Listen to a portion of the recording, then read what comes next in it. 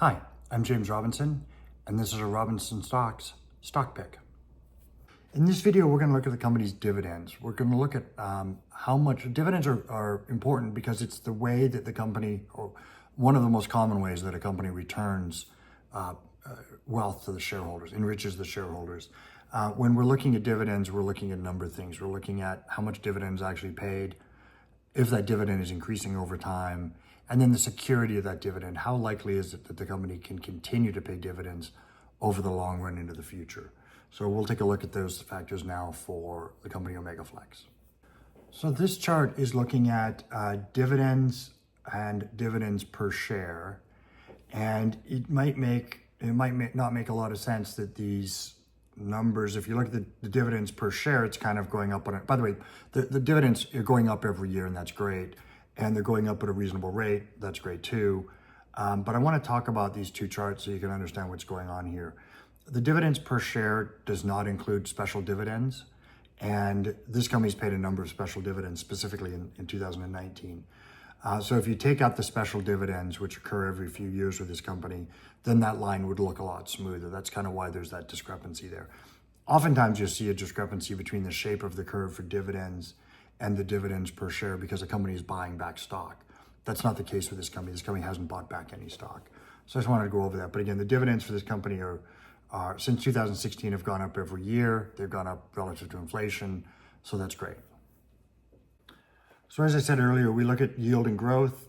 We look at dividends in the context of earnings. So what percentage of the company's profits are they paying to us, the shareholders? That gives me a sense of how likely the company is to be able to continue to do that. If the company's paying out 110% of their earnings and profits, for example, then that tells me that that's not a sustainable dividend over the long term. I look at dividend safety in the context of cash flow. I very often look at dividend safety in the context of the company's current debt load, but since this company has no debt, we won't be doing that.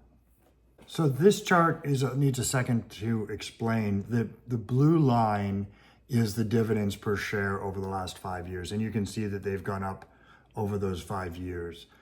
The red bars are the percent of increases. So if you look at the right-hand side of this chart, you can see that, for example, in 2020, they increased the dividend by about 13%. But most years they've increased it more than 4% and again have increased it every year. So the dividend yield for this company is 4.32%. The dividend yield for the S&P 500 is 1.22%, so just under 4 times as much as the dividend yield of the S&P 500. And the dividend growth has averaged 6.9% for the last 5 years. Again, that outpaces inflation. These are all really, really good signs that this company is doing very, very well in terms of paying out dividends. And again, this doesn't include the fact that every so often the company will pay a large special dividend, which they haven't paid in several years, but I think they're due to pay. So there's a lot going on with this chart. So what we're looking at here is the dividend safety in the context of earnings. What I want to do is compare how much of the earnings are being paid out to the shareholders in the form of dividends. Occasionally, you'll see companies that pay more than 100% of their earnings as income.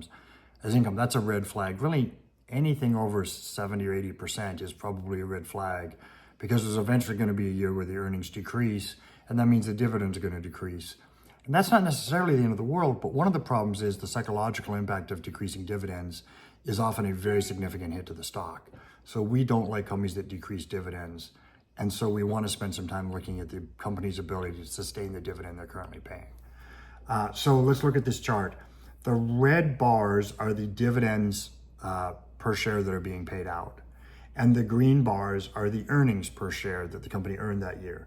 And you can see that every year there was a nice gap between those two, which means the company had excess earnings for retainment or for buying other businesses, paying down debt, whatever the company might want to do with those monies. The blue line is the payout ratio. So the payout ratio is by the bar on the left. And you can see that their highest number is 65%. The lowest number was about 45%, and it's kind of bounced around in between those two numbers, which shows a consistency, which I like. So this company has a payout ratio to this year of 63%. That's a little on the high side, but not bad. The average for the last 5 years is 56%, very safe and generous, frankly. That means they don't need a lot of cash to continue to operate the business, so they have excess profits, and they can use those profits to pay out the shareholders. by the way, one of the reasons this is high, and maybe artificially so, is because they pay 100% of the money that they could otherwise pay in buying back shares. They pay that in dividends. And I would prefer to see them pay, freeze the dividends for a while and buy back shares. I don't know if they're going to do that. They don't. No one's asked my opinion. The average payout ratio for this company is 56% over the last 5 years. The payout ratio for the S&P 500 is about 35%. So you can see that this company is, again, it's paying a much larger dividend and a higher payout ratio than the average company you might invest in. The other way that I look at the safety or the ability of the company to continue to pay dividends over the long term is by comparing the dividend safety in the context of cash flow. So cash flow is how much actually money they've got coming in. Oftentimes earnings can be, there's some soft numbers in earnings, for example, depreciation, that make the earnings a little goofy. But cash flow is money in the bank, money out of the bank, and it's sometimes a more conservative approach to analyzing what's happening with the business. So what I'll go through is I'll explain to you the dividend payout from free cash flow is about 60%. That's fine.